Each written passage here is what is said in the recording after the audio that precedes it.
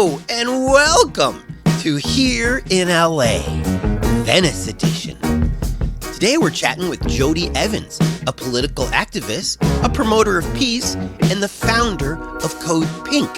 You know, that organization that disrupts congressional hearings when out of the blue they appear chanting, holding signs, and wearing pink. Typically, Jordan does not allow me to do these interviews via Zoom, but Jodie has lived in Venice for 50 years, and when I met her a number of years ago while I was driving for Lyft, we had a fantastic conversation. So I jumped at the chance to have a little bit more in-depth chat with her this week via Zoom, where she is in Washington, D.C., stirring some stuff up. What I love about Jodie is she really questions everything. She does not buy into your, or my, mainstream beliefs. She's one of the most idealistic people you will ever meet, and she puts her money where her mouth is. She literally speaks truth to power all year round. And stay tuned, because we talk about the Capitol Police, an organization that has arrested her countless times, and what they're saying to her now, post-January 6th. So welcome, please, Jodie Evans.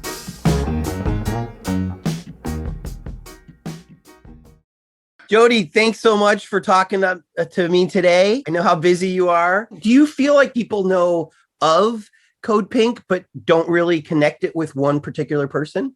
I think it depends on, how you've engaged, because some people come through a particular person, but certainly, when the media covers this, it's Code Pink, which is what we want it to be. It's not about an individual. It's about the collective, which is how you create change.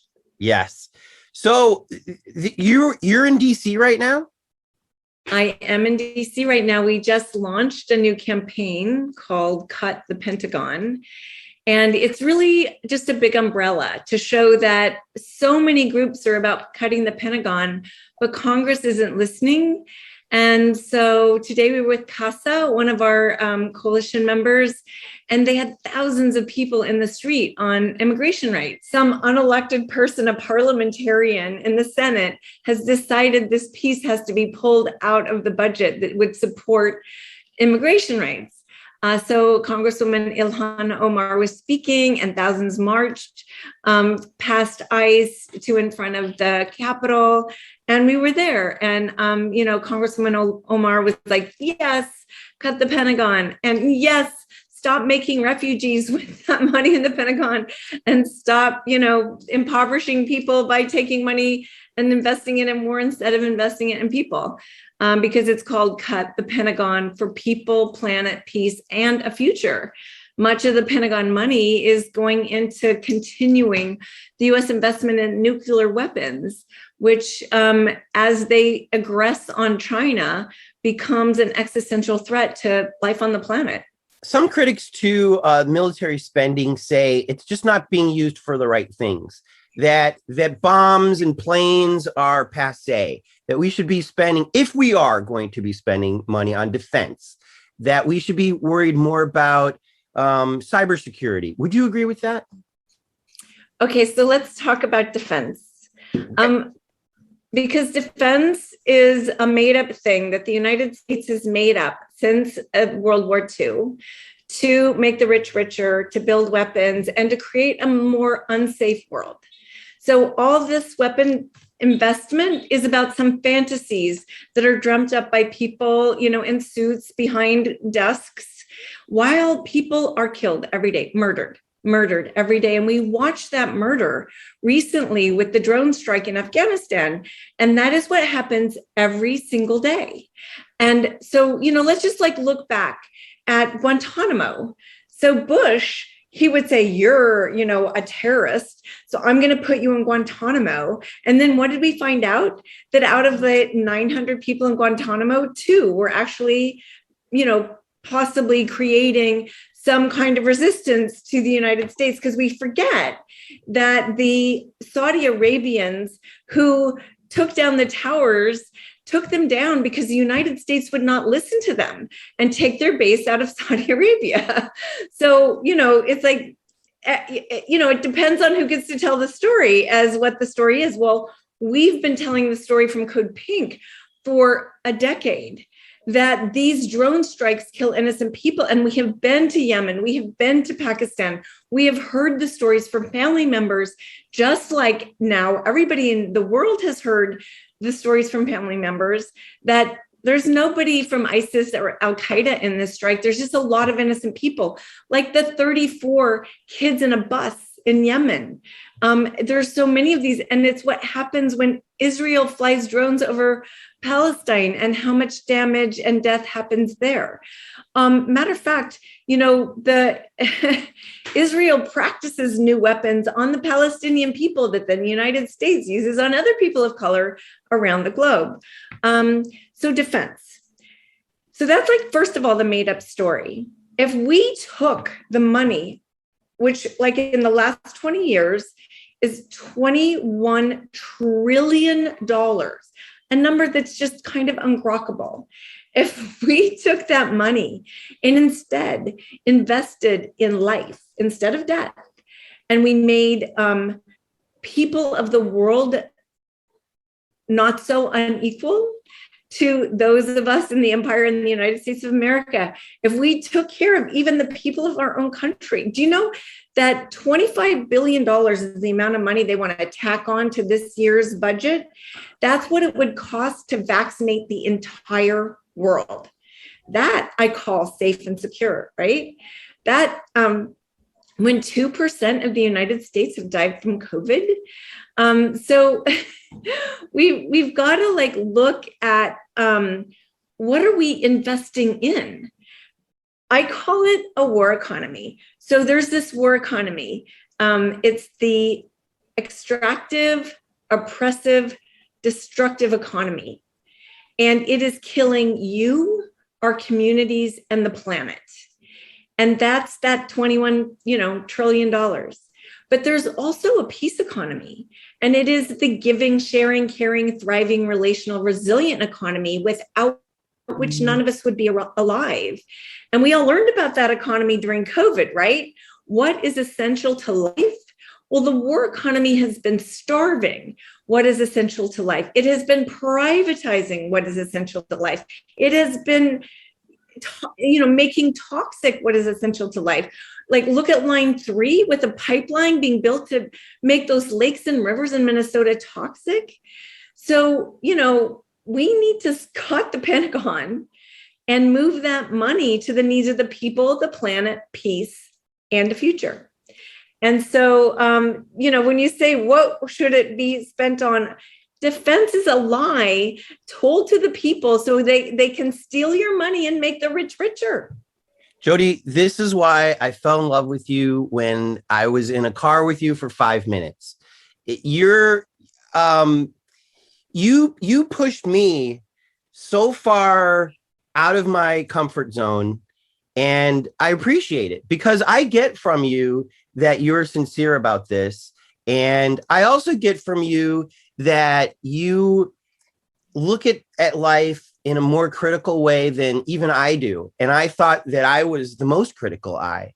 And so I really do appreciate people like you who don't just buy. I mean, I guess I am really just Joe Sixpack. I watch MSNBC and I think, oh, that's the liberal. That's the liberal point of view. Right. And you're cringing. This video is not going to make it to the podcast. So listeners at home, she's cringing when I say this. But I really did appreciate our conversation, as short as it was, because you were more critical about Obama in smarter ways in our brief conversation than I've seen people be critical towards Trump, for example. And I guess I appreciated it from you because I feel like you're coming from this ultra educated point of view. And also a very idealistic point of view, obviously, but I think it's pushing people. So here's my question: now that we've somehow survived Trump, thank Ja, right? And we have Biden, which I know wasn't Democrats' first choice a year before that election. No, I don't think anybody was talking about Biden back then. Now that we have Biden, what would you recommend for people who voted for Biden to create some of the change that I'm sure that you want? So I mean, Tony, I ran a presidential campaign in 1992. And so I got to see the belly of the beast up close and personal. At that time, the presidential campaign was about taking money out of politics, because we talk about a democracy, but you can't have a democracy with $4 trillion spent on an election. That means the rich own the people in power. And that money needs to go somewhere else, not on this horrible like cesspool thing called elections and that are supposedly make democracy. It's really ugly. People around the world look at it and it's not only really ugly, but we have now used it in India and in Brazil and gotten Modi and Bolsonaro because we were afraid of BRICS. So we put in these horrible leaders like we always do. The United States doesn't like people who really represent democracy and the people. They only like people that represent the power and the money. So when you ask me about Biden, the system in the United States is toxic. And people talk about it like it's a democracy, but it's not a democracy, because if you look at what the people want and what actually happens, it has nothing to do with what the people want. It has everything to do with what the rich and powerful corporations want. 92, I ran a presidential campaign on money out of politics, because if you don't get the money out of politics, it doesn't matter what you stand for. The rich will always win. And they are fleecing everyone in this country at a rate in 92, I thought it was bad. Right now, it's a fleecing that is on steroids. And it's everywhere. So I was just in the streets with Bernie today, and he was calling it out. Why? Because there's a piece of legislation that he has to try to get it so that Medicare can negotiate pharmaceuticals. And guess what? $4 billion was spent on lobbyists by pharmaceutical companies, and they're pulling that piece of legislation. That is one of the examples of the war economy on the people. What people are forced to pay, how many people die because of this. It is greed. Greed kills. And we see it in families across the United States. What people have to pay for medication is obscene, illegal, immoral, and a crime. And he's out there just screaming in front of this pharmaceutical company that's killing people. And not only that, it's killing people by what did they do to manipulate so people would take these painkillers that now kill our kids? How many adults do I know that are losing 18 to 25-year-old kids on it's just insane. And we sit here and allow it. So I refuse to agree that we live in a democracy, because we do not have a media that educates the public. It diseducates the public, including MSNBC. It dumbs down the people to not ask these questions that, why does my child have to pay so much for college and be indebted for the rest of their life? Why does my parent have to pay so much money? They have diabetes and they just kill themselves because they don't want to burden the family. How many stories do you know about that, besides the people that just die because they can't get the healthcare they need? So this is not the right way to be alive. In what is called the wealthiest country in the world, this is insanity. I've been to so many cities in the last few months where in every city there are homeless unhoused encampments.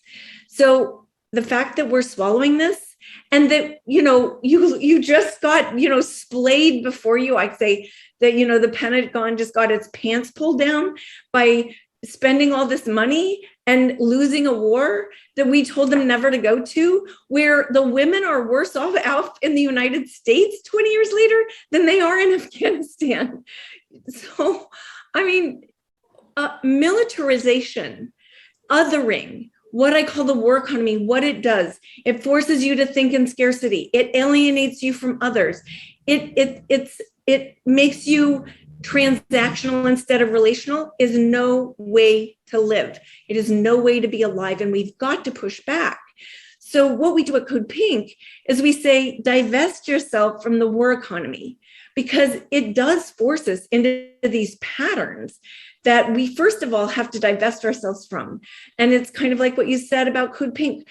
We need to be engaged in the streets. It's why our new campaign is called #Cut the Pentagon, because everything that has a need out there needs the Pentagon to be cut, because we need that money for life, not for death. And oh my God, it is about greed kills. That money goes straight to the pockets of the rich, straight to the pockets of the rich.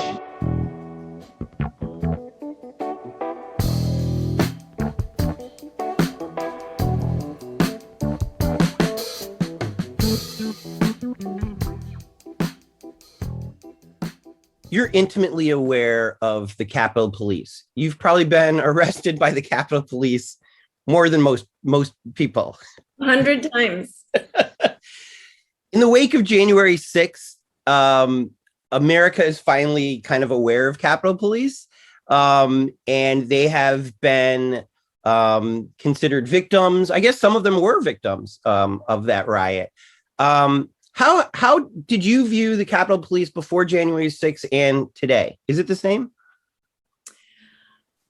I would say today I'm shocked. And I've talked to I've been arrested since. So in my last arrest, I was talking to the cops that arrested me, and just to see how they were, because I knew they must be traumatized. That was pretty traumatic. And I love, the Capitol Police, they're always like, sorry, I love you, just doing my job. I mean, I had an amazing experience with the Capitol Police once. We'd taken over the Hart Building. We were banners, no war, all hanging down. It was very early, like I want to say 2004, 5. And this Capitol Police had arrested me. I dropped a giant banner that said no war. And as he was walking me out, he started crying. He said, I want to thank you for what you're doing. My son died last week in Iraq. Oh. And I'm so grateful that you do this. And I'm so sorry I have to arrest you. So I've had many encounters where, like, one time we had like 10,000 women. We were marching down to the White House. It was the first time since, after 06 that the White House was surrounded by like fence, and there were cops, all around us. And there was a phalanx of cops, and we came in, and I had like 25 really famous women, and one of them was Alice Walker. And we get there and we start singing, and this black cop lets go of the white cop's hand. He goes, sorry, bro, but I can't go home to my wife and said I didn't let Alice Walker into the White House when slaves built the White House. So you've always had a cordial professional relationship. Well, I mean, they're always like, how are you? And they've been brutal to us. And they've arrested us for just holding a banner, or for nothing really, for holding up peace signs. So I know all sides of them. They can be brutal, they can be kind, just like everyone. There's a whole, it's the universe, as is everything in the universe. So are the Capitol Police. Do they normally carry guns? Was January 6th? So I just want to say, when I was watching January 6th, which I was watching with many other activists, as we were having a Zoom call, and then all of a sudden we're looking at our phones, and we pull in, we're just like, where are the police? I mean, we were there for Black Lives Matter when there was phalanx of them with, full on armor and guns, and the steps full of them. Like, where are the Capitol Police? We're asking the question because we know what it's like. And shock. I was in shock. And I was pretty dismayed when I watched a flag pummeling a police officer. And when I was hearing the voices that were coming from friends, Congressman Jamie Raskin, of like panic. So that whole day was bizarre, because it was nothing like that had ever happened in all the days of my activism for the last 50 years at the Capitol. Nothing like that had ever happened. And the behavior, like how it was happening, and why there was no one, like there was plenty of time to call out anyone. when something's happening, they call out everyone. They call out the DC police. They call out the National Guard. They call, like, where were the flanks that usually show up when there's too many of us and they call out the next flank? It was not, I mean, I've been in the streets with, hundreds of thousands of people, and they'll call out more and more and more. And they'll put us all at, they'll arrest us. I mean, I've been outside the White House when 550 of us have been arrested. So that was just bizarre.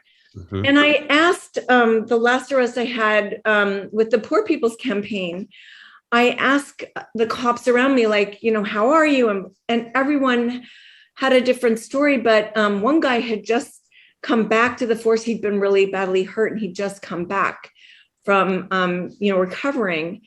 But one of the cops said to me, he said, I'm still in shock. My wife, she said she'd rather I be a firefighter in California than a Capitol Police. And my whole family is on me, and I'm still in therapy for PTSD. Why? Not about what happened, but about that I can no longer trust the person next to me in my work. Yeah. And that was just like, I don't know who to trust next to me anymore. And that is the hardest thing. So, I'm sure you could see from what happened, like, who committed suicide, like who resigned. I mean, everyone in that force. And yesterday we were doing a big action in front of the Congress, and they came up to me and they're like, I'm sorry, the rules, like, please forgive me. I got to kick you out. Let's bring it back home real quick. And we'll have enough time to go back to the Capitol. But I don't know if you're familiar, but the LA City Council just passed a new rule that said protesters have to be at least 300 feet away from officials' homes. Are you aware of this at all? I heard about it. Yes. What's your stand on that? Because I've seen on Twitter a lot of left-wing activists are very upset about this. They want to be able to get as close as they can to these officials. Meanwhile, I'm thinking you can be loud 300 feet away. What's your stance on this?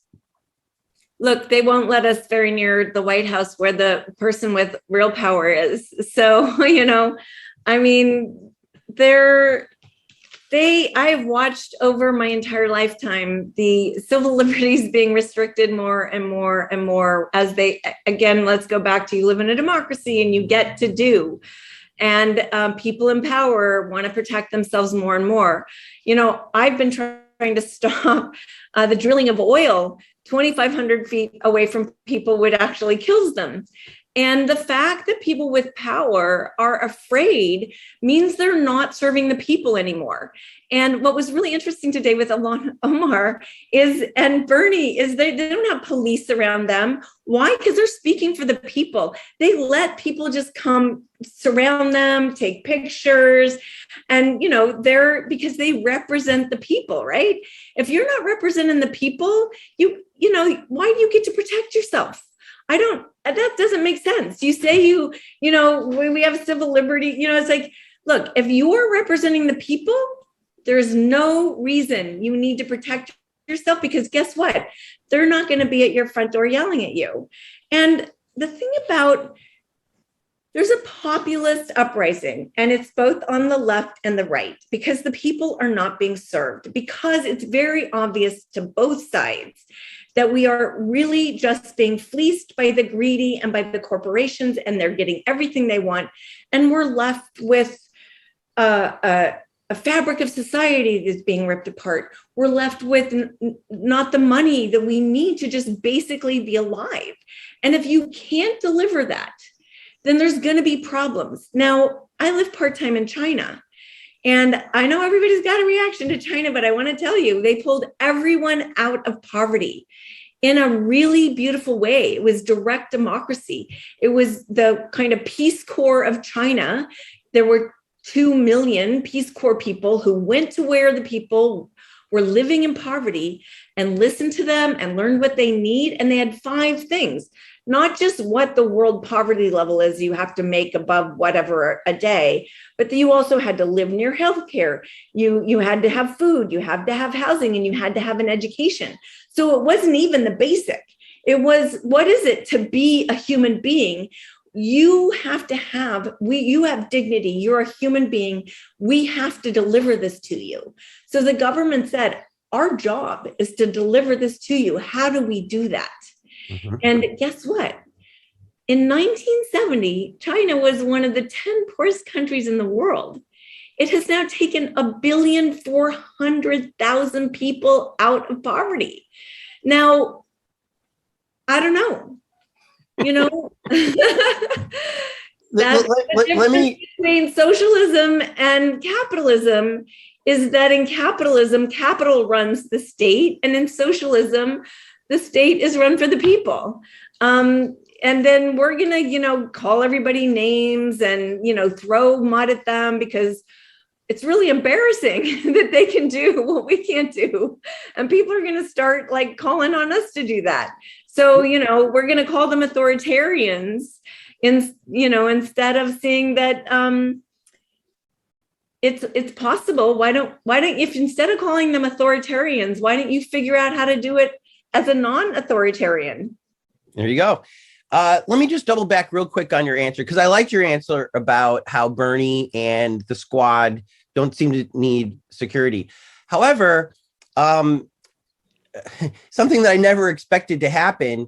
Part of the reason that the LA City Council wants protections for the 300 feet is the health director, Barbara Ferrer, is being protested by the right, who don't want to wear masks, who don't want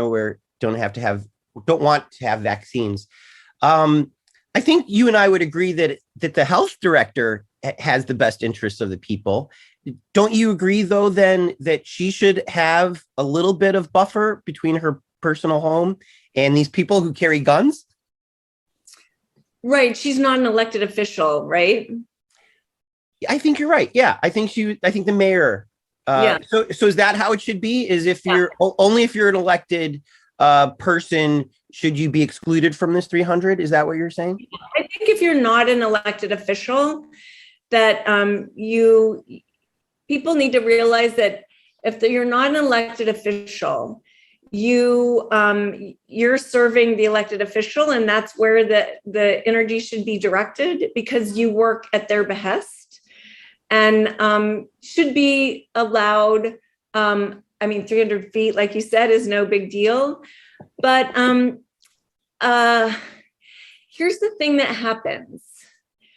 It depends, it depends on which side you're on, and then it's okay, and then it's not okay. If you want to live where you can affect power, you've got to decide, how do we deal with this? You have to sit down and say, what's the right thing to do? Because we give away things when it's on our side, and we forget that there are other points of view. And we're in a very interesting time in the United States right now, a very interesting time. I think a lot of it has to do with living in an empire that has fed off of personal freedoms instead of a sense of responsibility to all. And I think that's where we need to look, because we need to look at where it's brought us to be able to make choices about where we want to go. So we want to live in a country where we use personal freedoms for those in power to rape us and pillage us and fleece us for everything we have.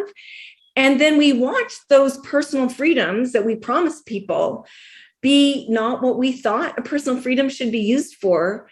It might be a good time to look as the United States of America and say, wow, collectivity is really necessary, because this personal freedom thing isn't serving the collective. Now, we have lots of ways that we've agreed to protect each other. seat belts, like lots of, driver's licenses. So I think the way to look at what's happening right now is, why did this go wrong? What is happening right now? And what are we supposed to be thinking about right now in this moment when it's so wild? What, and look at the world. What have we as capitalists done to the world? And how do we want to rethink this? And I don't think it's about 300 feet between an elected official and an activist. And what's happening right now is we're focusing on these little stories instead of the bigger stories. Who do we want to be? And that's why we ask in Cut the Pentagon, how do we make decisions for the people, the planet, peace, and a future? Because we're not, China. How many people died in China? Because they agreed as a people to do certain things for each other. And why in this country are we so alienated from each other? What went wrong? What has happened in the creation of this country that we should find ourselves so alienated from each other? Guess what? That is the war economies. That's what it does. It alienates us from each other. Not such a good thing after all. And how do we find our way back to connectivity? And those are the questions we ask, because if we can't find our way back to connectivity, if we can't find our way back to that we live in abundance, but we're destroying it, we're not going to have a future. We're literally on the Titanic going off the deep end. It's kind of kismet that as I travel around the different neighborhoods for this crazy podcast, that'll probably take me 10 years to finish, but who cares? I want to do it. I want to go to every neighborhood. Everything that you were just mentioning, the microcosm is in Venice, in a very, very blue part of LA, one of the richest and most successful cities in the country, in the richest state in the country. We were having kind of a, I don't know what type of war you would call it, but we had at least a war of ideas. What to do with the homeless, what to do about new housing, what to do about transportation and pollution and businesses. I never knew about the fact that there is this, I guess, unwritten rule about how there aren't supposed to be any corporations on the Venice Beach boardwalk. I wasn't aware of that. But as soon as I heard it, I was like, fuck yeah, I like that. And it was called Unchained Venice because we had it for a long time in even Abbot Kinney, but we've lost that battle. But yeah. But I appreciate where it's coming from. And it made me realize, is that why I love the boardwalk so much? Because I want to see like this German immigrant and his little stand next to a Jamaican immigrant and her little stand. And so it was beautiful to see. But again, bringing it back to the homeless situation and a lot of the reason that Venice was on the news so much over the last few months. How do you feel about the fact that Venice is struggling with this more than any other neighborhood in LA? I have walked down the boardwalk in Venice for 50 years. And I call it my church. That's, if anybody visits, I take them to church and it's a walk down the Venice boardwalk. And I walked down 3 weeks ago and I said, it's still church. People want to tell these stories. And I think too much, we get caught up in the stories that we hear in the media, and they live off of conflict. And you know what? Venice is Venice. And what's great about Venice is, this peace economy project. Well, one of the things was, how do you create a peace economy? Like, how do we recognize who's at the largest effect of the war economy? And we researched and we had 1,500, and this is like 7-8 years ago, 1,500 homeless youth in our community. So it started out with feeding them out of the backs of our cars, then the local Baptist church around the corner from me, took them in on Thursdays. And then we got the whole community to start feeding them and bringing backpacks and socks and really figuring out what is it to be a homeless youth and being connected to them and falling in love with them and taking care of them. And lots of people engaged in that. And then they created SPY, Safe Place for Youth. And then one of the therapists that was volunteering her time, her husband invested in Snapchat, made a lot of money, and then Bill got them a place on Lincoln, and then they got, job training, and they were taken care of. And that's what a peace economy is, right? Well, do you know when the neighborhood council election happened and there was a ballot, a group of people on the ballot, they were like safe and secure Venice. Do you know that like 7 times more people voted in Venice than any other neighborhood? Because no, safe and secure is about taking care of the homeless, because this war economy only survives because there are homeless people. This war economy only survives because there are poor people. And this economy is built because of them. And we need to take care of them, not their fault. It's the system. It's the system, stupid. And it's not, if somebody is unhoused, it's our job to care for them. And do you know that the people in Venice, like when COVID happened, I was out with everyone feeding people because the restaurants were closed down, and how were they going to eat? We were even feeding the rats. How were they going to eat? So it's not as bad. You're saying that the scene in Venice is not as bad? Venice, that we're the beautiful place in LA to live, and it's for rich people, it's for poor people, it's for people from all over the world live in Venice, and it's every neighborhood's got probably a billionaire and somebody that's on stamps. And unfortunately, because of like Airbnb and because of gentrification, too many people were buying up houses and, flipping them and and we've been able to stop the flips, and we've been able to stop the Airbnbs, and we're holding on to the essence of our community. But then you got rich people moving in and they want it to be their Venice, but it's not going to be, because Venice is the bohemian community that has been there for 100 years. My house is 100 years old, and, built by a Black architect, by the way. So, it's a culture. And I want to say that unfortunately, the culture of the United States has been invaded by the war economy. It's a war economy culture, and we need to shift that and get the culture back. If we've become robots inside of a culture that makes you transactional and makes you scared and terrifies you. How did we go to war in Iraq? Because Bush frightened the American people with color-coded alerts, orange, red, and yellow. That's why we called Code Pink. And we need to take our hearts and our minds back. We need to take back our souls. And the only way we survive is by caring for each other. And so we can't get caught up in the media that has really become entertainment. And what it does is it creates conflict, and it makes you afraid, and it tells you these stories that make you go, oh my God. For an example of there's a white woman that got killed and is missing in the same place. There are like 200 stories of Indigenous women that are missing and probably dead that nobody's talking about. What story gets told and what story gets told, what story doesn't get told.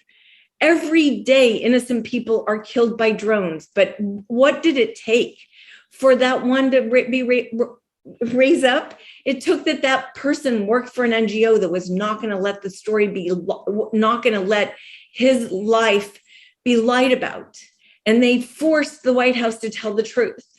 So, we need to be able to go back to having minds that ask questions, minds that explore, minds that listen, that we listen to each other and have conversations about, why are you afraid? Why is this frightening for you?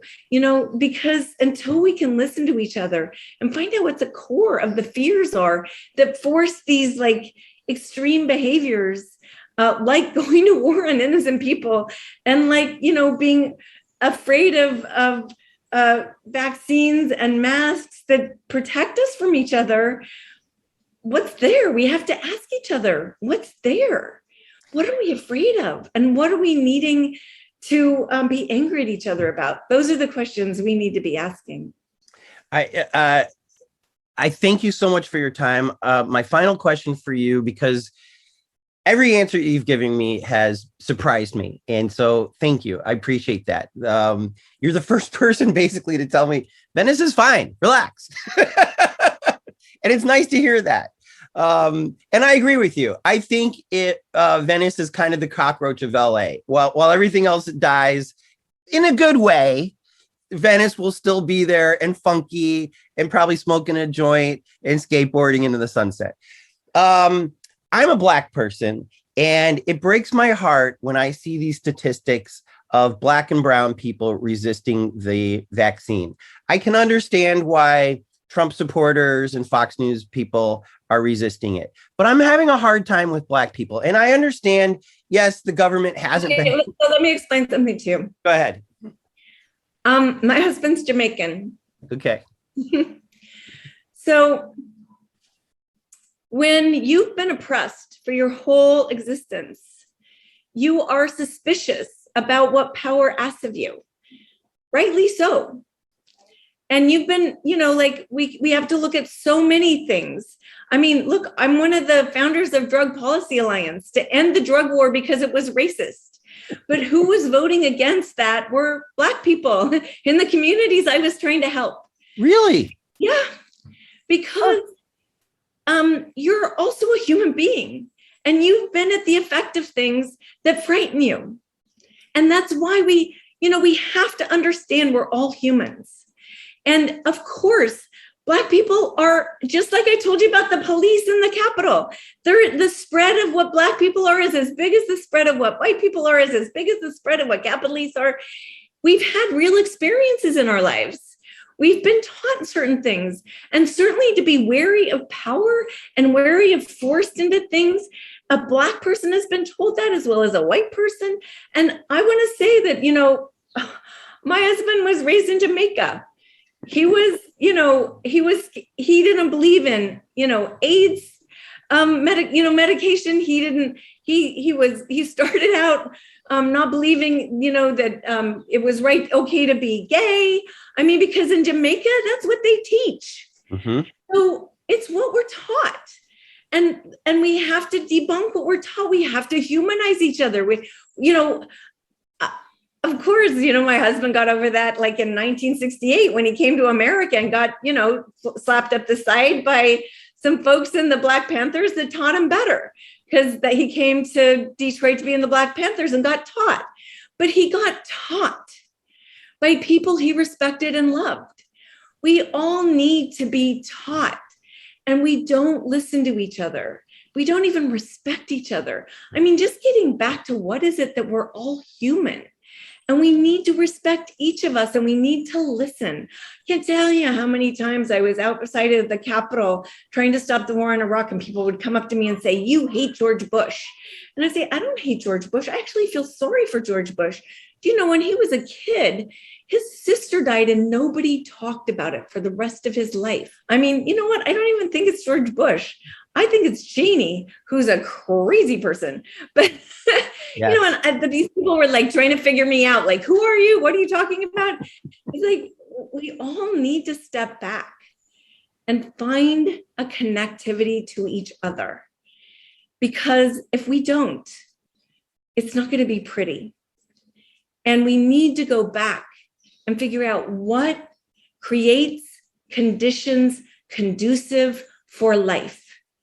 Because the war economy is killing us, it's killing our communities, and it's killing the planet. Jodie, thank you for connecting with me today. I really appreciate it. God bless you. And I really appreciate what you do for all of us. So thank you. Thank you. Thanks for spreading the news and connecting Los Angeles. How cool was that? You know who else is cool? Our Patreon. Turn everything beautiful. When you stoke us, you're saying, Tony, Jordan, here's a pussy hat. Here's a burger from the Apple Pan. here's funding for a new website. Every buck you hand over helps us keep this insane project rolling. So shout out to our Patreons, Nancy Rommelman, Allie Miller, Sean Atlow, Matt Mills, Sean Wallace, Greg and Molly, Jamie Taylor, George Wright, Mark Johnson, Kira Ann, Barney Grinke, and Ben Welch. Want to hear your name at the end of next week's show? Go to patreon.com/hereinla and give till it hurts. Also, shout out to our Angelinos. To be an Angelino, all you have to do is PayPal us $25 or more, and we'll list you on the Here in LA website forever. It's a pretty good deal. You will also be given a number that will denote how early you got in to make this dream come alive.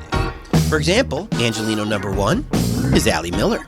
Number 2, George Wright. Number 3, Rita Joanne. And number 4 is Jason Sutter. Just PayPal whatever you got to bustblog@gmail.com. Want to support us, but you're broke? You still can help. Post things on Facebook like, oh my God, I can't believe that Tony interviewed the lady that yells at the people. Tell your friends, tell your ma, tell your pa, tell your principal, tell Principal Skinner. Tell them how Here in LA is spelled and that it's on Apple Podcasts and Spotify and Google. Pretty much everywhere that podcasts are coming up. Here in LA is produced by myself, Tony Pierce, and the man who looks damn good in a tracksuit, Jordan Katz. Editing, mixing, and music supervision by Jordan Katz. Songs by Orgone and Jordan Katz. We really, truly are going to every neighborhood in LA. We have a couple more people to do here in Venice, and then we're heading to historic Filipino town, or Hi-Fi, as some people call it. We'll find out if they really agree. If you know someone that we should be talking to in historic Filipino town, tell them to write me at tony@tonypierce.com. Special thanks to Cindy for creating the logo, Jen Adams for inspiring me to do this, and all the people who help activists do the jobs that we're too scared to do on our own. I invoke the fifth.